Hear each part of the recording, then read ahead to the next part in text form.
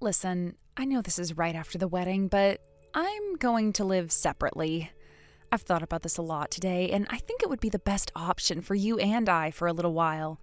Oh, and about the living expenses, I'll need $3,500 a month. That should be fine, right? Huh? Carla, what's going on? We literally just got married. The ceremony ended barely an hour ago. We still have the reception to attend, and now you're suddenly announcing you want to live separately? I'm sorry, but could we save all of this for later after we've celebrated today with all of our family and friends? Well, you see, I'm actually feeling a bit queasy. Queasy? What do you mean? Yeah, it started right around the end of the ceremony. I think it's morning sickness. I talked to Smith just a little while ago when we crossed paths, and he suggested that I should take some time off work and move straight into maternity leave. Wait, Smith said that? What's going on here? I thought we were in this together. Why are you suddenly making decisions like this without talking to me first? Don't get me wrong, I wasn't planning on dropping this on you, but the nausea hit me hard and Smith was there. He thought it would be best if I took it easy for now. I've decided I'm not going into work tomorrow. I'll let my employer know later about officially starting maternity leave. And about tonight's reception, I can't handle it. It's all on you now, okay? I'm heading back to my parents' place. Oh, one more thing. Could you submit our marriage registration at the ward office by yourself? I'm really sorry to ask, but I'm not feeling up to it. Fine, but, don't you think this is a bit extreme? Saying you want to live separately and then throwing out a number like $3,500 a month for living expenses? It feels excessive.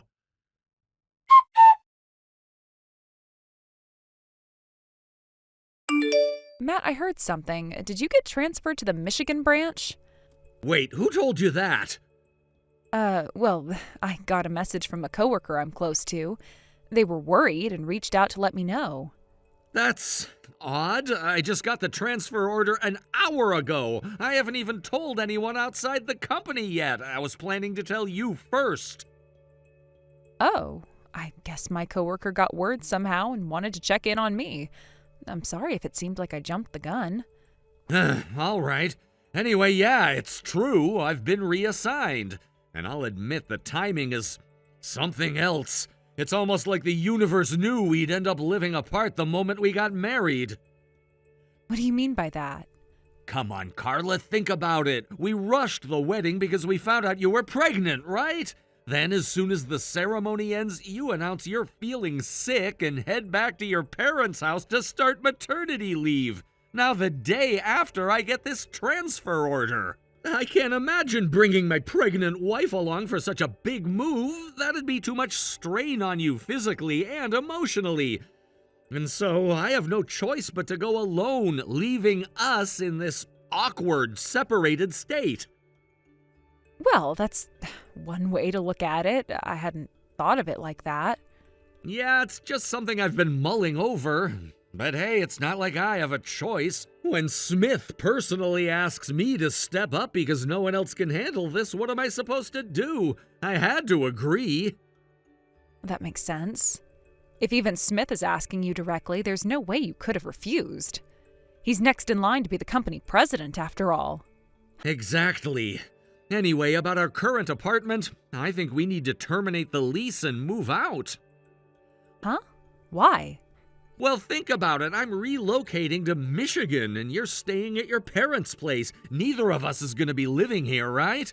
Besides, this is just a one-bedroom apartment I rented when I was single. It's going to be way too cramped once the baby arrives. We'd have to start looking for a bigger place anyway. With the lease renewal coming up in 2 months, it makes more sense to cancel now rather than paying rent for an empty apartment.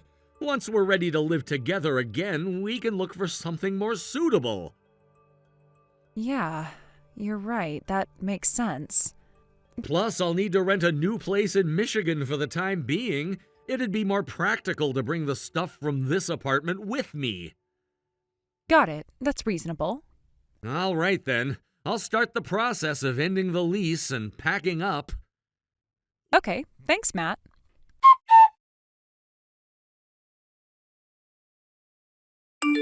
Wow, that was one whirlwind of a move! Don't laugh about it. For me, this was nothing short of a battlefield. I know, man. I want to cheer you up, but honestly, I don't even know what to say to my best friend when he's going through something like this, so cut me some slack here, okay? What's that supposed to mean? No, seriously, I mean it. Still, thanks for sticking by me. Of course. So what's the plan now? How are you gonna handle this mess? First things first, I need to gather evidence. Figures, I get it. Honestly, that blurry photo I snapped in the heat of the moment probably doesn't hold up as solid proof. If only I'd been quick enough to record their damning conversation instead. Sorry about that. No, it's not your fault. If anything, you gave me a crucial lead about their scheme. I wouldn't have realized they were planning to get me out of the picture with this phony transfer. And it's already happening just like you said. Oh, by the way, my wife's friend happens to be a lawyer. She's also got connections with a private investigator. They even do online consultations. Want me to hook you up? For real? Please do. All right, I'll pass your number along to her. She'll get in touch with you soon. Thanks, man. I owe you.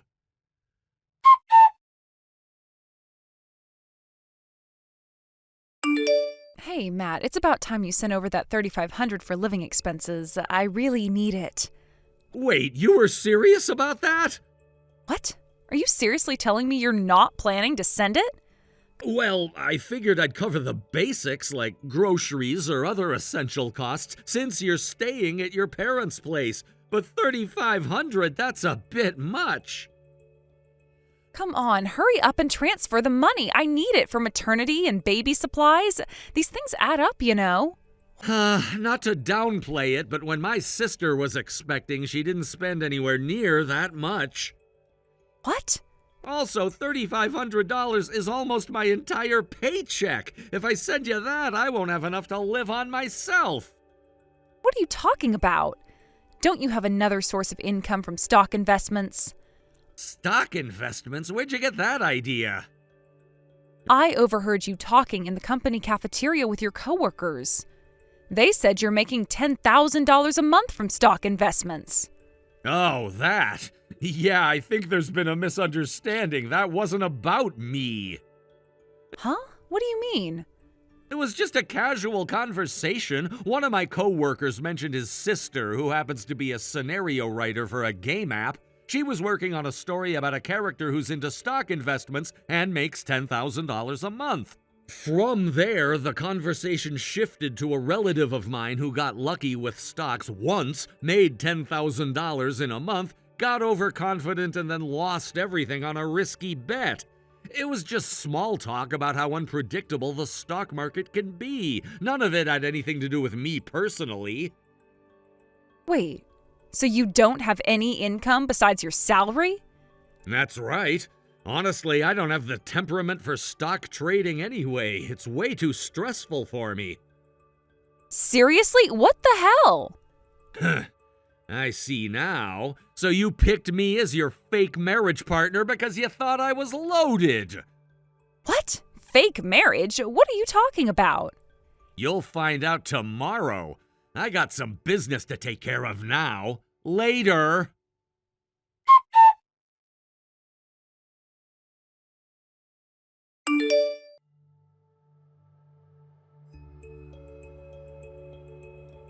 Hey, what is the meaning of this? Demanding a DNA test for the baby? Are you serious? If there's nothing to hide, then agreeing to it shouldn't be a problem. Why are you even doubting me? It's obvious the baby is yours. There's no reason for a DNA test. I'm asking for the test because there's now a very real possibility that the baby isn't mine. What? I've already hired a lawyer and decided to move forward with this matter through proper channels. A lawyer? The fact that a lawyer took on my case means I'm not being unreasonable or making baseless accusations. What are you saying? Your affair with Smith has come to light. That's not true. That's not all. Smith is a married man and his wife just happens to be the daughter of our company's CEO. That connection is likely the only reason Smith is still the next in line for the CEO position, but now his actions have jeopardized that position. It's also clear that to protect his status, Smith likely conspired with you to pin the baby, which is probably his, on me. Not to mention, you both apparently thought I was some kind of stock market wizard rolling in money, so you tried to squeeze $3,500 a month out of me, all while using me as a convenient excuse to cover for your little rendezvous. Hold on. How did this even come out? I thought everything was fine. We even went through with the wedding. I was sure there was no way we'd get caught. Someone saw you and Smith getting cozy in a corner right after the wedding reception ended. What? They also snapped a photo, even if it's a little blurry, and they overheard enough of your conversation to realize you two were scheming to pass the baby off as mine. After that, I spent the last month, while we were separated, collecting evidence through a private investigator, consulting with my lawyer about paternity tests, and figuring out the next steps for filing a lawsuit. All of this on top of adjusting to a new job in my transfer location. Let's just say it's been a busy month. Wait, just calm down, okay? I am calm. But think about it. Even if the baby isn't yours, on paper it'll still be legally registered as yours once it's born. That's why there are legal procedures to correct these kinds of mistakes. My lawyer has already briefed me on what needs to be done. But come on, you don't want to be that guy, do you? Getting divorced so soon after the wedding would be terrible for your reputation, don't you think? Oh, about that, there's no divorce happening. Huh? What do you mean? Because I never submitted our marriage registration in the first place. What? You didn't file it? Why? Because your affair came to light right before I could submit it. Naturally, I put it on hold. No way. Oh, and by the way, our families already know. So does Smith's wife and her father, the CEO. You told them? Did you seriously think I could resolve all this without telling them? Oh no. Oh, this is the worst.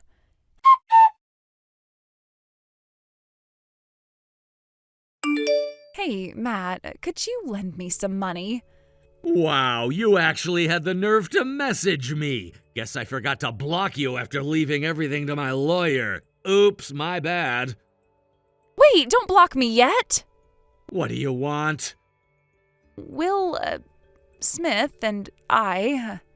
Ex-department head Smith, you mean? He had to quit after the scandal, didn't he? Yes, we were forced to make it official and get married, but as soon as the baby was born, Smith's family arranged for the baby to be adopted by his brother and sister-in-law. We had agreed to cut all ties and even sign legal documents promising to never claim parental rights. Not surprising. It'd be unfair to the child to grow up knowing their parents were the product of an affair. And now, both of us are unemployed. The settlement payments wiped us out financially and we're in debt. Okay, and what's your point? Smith, my husband, won't even try to find a job. We're barely scraping by, and I was hoping you could lend me some money. Maybe we could even try again? I mean, for real this time. I could give you a child of your own. Nope, absolutely not. What? Do I really need to explain why? Matt, please. I heard you got transferred back to your original office. I'm actually outside your company right now. I'll wait for you. You can wait as long as you like. You won't see me. Huh? Why not? I quit. What? Yep, my last day was 2 days ago. You're kidding. Nope, call it perfect timing. Well, this is goodbye for real. Take care, Carla. Wait, Matt, please.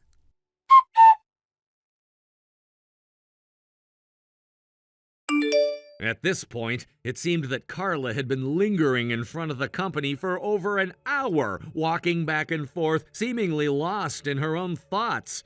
Her actions, which were erratic and unusual for someone who had once been composed and methodical, did not go unnoticed. Someone had spotted her wandering around, and in response they must have thought it necessary to report what they saw to the authorities. As a result, Carla ended up in a situation that nobody could have anticipated. She found herself involved with the police. The whole scene had taken a sharp turn, and what began as a simple, solitary moment of confusion for Carla had escalated into something far more serious. The discovery of Carla's unusual behavior triggered a series of events that no one could have foreseen. What was perhaps more unsettling, however, was that her behavior eventually revealed something deeper, something that had been hidden for a while. It was exposed that Carla had been attempting to contact me, reaching out in an attempt to reconcile. Now, this information reaching her husband Smith was the tipping point. As if the situation wasn't already volatile enough, Smith's reaction was explosive. In a fit of fury and disbelief, he confronted Carla, and their confrontation quickly spiraled out of control. The argument between them grew increasingly heated, and before long, things escalated into a chaotic and dangerous exchange. The domestic violence that followed was so intense that it resulted in knives being thrown, not just figuratively, but literally. The severity of their argument, which quickly turned violent, necessitated another visit from the police. It was yet another embarrassing and damaging incident for the couple. However, the repercussions of this event were far-reaching. It wasn't just a case of a couple arguing or an emotional breakdown on the part of Carla. This incident had caused a ripple effect that reached their families. Both Carla and Smith had at one point been estranged from their families, but the seriousness of the situation forced both sets of parents to intervene.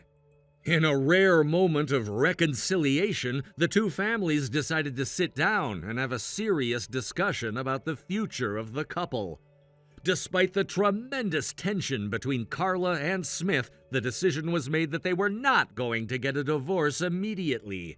This decision, rather than offering relief, only added to the bitterness of the situation. Neither Carla nor Smith were happy with this decision, but they were forced to accept it due to the pressure from both families. It became clear that the familial expectations were weighing heavily on them, and that was not something either of them could easily escape. At this point, the only solution presented to the couple was to move far away from everything that had happened, away from the memories of their relationship breakdown, and start anew. This solution came in the form of a distant relative who offered to employ them. The relative arranged for them to be hired as live-in workers at a mansion located in a remote part of the country. This offer was not made out of kindness, but rather as a way to distance Carla and Smith from their prior lives, and presumably to give both of them away to avoid further scandal. The idea was that this job would be a fresh start, a clean slate, away from the toxic environment they had created for themselves. However, the reality of their new life in the mansion was far from what they had imagined. The mansion's owner was a man of considerable wealth and influence, but he was also someone whose personality could only be described as deeply eccentric and, in many ways, inflexible. His strictness bordered on obsessive, and he ran the household with a level of rigidity that could only be described as extreme. It became apparent that the mansion was no sanctuary for Carla and Smith, but a prison. Every day they were subjected to a level of surveillance that was uncomfortable and invasive. No part of their day went unnoticed. They were constantly watched, monitored at all times, from the moment they woke up to the moment they went to sleep. This unyielding surveillance created a sense of constant tension in the air. There was always the feeling that someone was watching, judging, and waiting for the slightest mistake. It was a constant reminder of the lack of control they had over their own lives. In this strange, oppressive environment, Carla and Smith's physical and mental health began to deteriorate. They were expected to work without any real breaks, performing tasks that were both physically demanding and emotionally draining. The mansion, with its high ceilings and cold, imposing walls, felt like a fortress rather than a home. The work they were given was grueling, and it never seemed to end. No matter how much they did, it never felt like enough. The owner's expectations were unreasonably high, and his temperament was unforgiving. If they made even the smallest mistake, it would be met with harsh reprimands or worse. Their lives had become one long, never-ending cycle of work and anxiety. There was no room for personal reflection or relaxation. The idea of taking a break, even for a moment, seemed like a luxury they could no longer afford. The constant pressure began to weigh heavily on both Carla and Smith. Over time, they found it increasingly difficult to maintain any semblance of emotional connection with each other. The stress and the strain of their new life was simply too much. The couple that had once fought for a second chance at love now found themselves distant, their connection eroding as the days went by. The mansion, with its imposing owner and constant surveillance, was like a pressure cooker, with Carla and Smith stuck in the middle, slowly being crushed by the weight of their situation. It wasn't just the physical exhaustion of the work that drained them, but the psychological toll of always being watched. There was no privacy, no moments of solitude where they could simply be themselves. Every action was under scrutiny, and every word they spoke was carefully monitored. This kind of constant surveillance wore away at their sense of identity, leaving them feeling more like servants than human beings. Over time, it became clear that the mansion was not a place of healing or redemption. Instead, it was a place where both Carla and Smith were being broken down, piece by piece. They were no longer the people they had once been. Their former dreams, ambitions, and desires had been replaced by a desperate need to simply survive. Every day was a struggle to endure, to make it through another set of tasks, to avoid making any mistakes that might bring down the wrath of the mansion owner. They had become shells of their former selves, trapped in a life they hadn't chosen, their futures uncertain. As the weeks turned into months, the toll of this lifestyle became even more apparent. Carla and Smith were no longer able to communicate effectively, their relationship fraying at the edges. There was no time to rebuild the bond they had once shared. They were just two people working side by side, going through the motions without any real connection. The mansion owner's constant surveillance had drained them of their energy, leaving them physically weak and emotionally exhausted. The emotional scars of their troubled past had been further deepened by the oppressive atmosphere of the mansion. What had started as a chance for a new beginning had turned into an extended nightmare. At this point, Carla and Smith were no longer even attempting to reconcile their differences. The idea of rebuilding their relationship seemed too distant, too unattainable. They were simply existing, getting by, and hoping that someday, somehow, things would improve. But the longer they stayed at the mansion, the more unlikely that seemed. The oppressive environment had completely crushed their spirits, leaving them questioning whether they would ever be able to escape.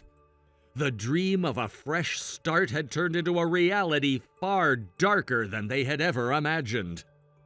They could only hope that one day they would find a way out. But for now, the mansion was their life. And as long as they remained under the watchful eye of the owner, they would never truly be free. Thank you for watching. Please subscribe and hit the like button. See you next time.